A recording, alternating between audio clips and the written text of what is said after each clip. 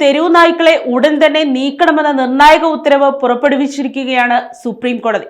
പൊതുസ്ഥലങ്ങളിൽ പ്രായഭേദമില്ലാതെ കുട്ടികൾക്കും മുതിർന്നവർക്കും തെരുവു നായ്ക്കളുടെ ക്രൂരമായ ആക്രമണത്തിന് ഇരയാകുന്ന കേസുകൾ കുതിച്ചുയർന്നതോടെയാണ് സുപ്രീം കോടതി നിർണായക ഉത്തരവ് പുറത്തിറക്കിയത്.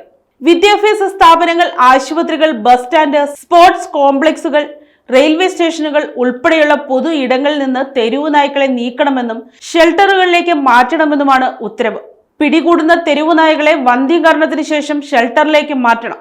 എവിടെ നിന്നാണോ തെരുവു നായകളെ പിടികൂടുന്നത് അവിടെ തുറന്നുവിടരുത് തുടങ്ങിയ നിർദ്ദേശങ്ങളും കോടതി മുന്നോട്ട് വെച്ചു.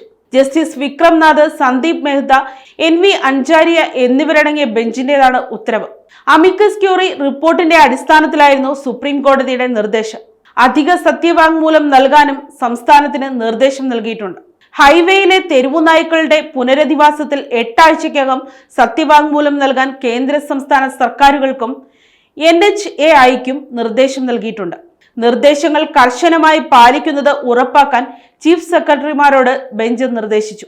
വീഴ്ചകൾക്ക് ഉദ്യോഗസ്ഥർ വ്യക്തിപരമായ ഉത്തരവാദിത്വം വഹിക്കേണ്ടി വരുമെന്നും കോടതി വ്യക്തമാക്കി.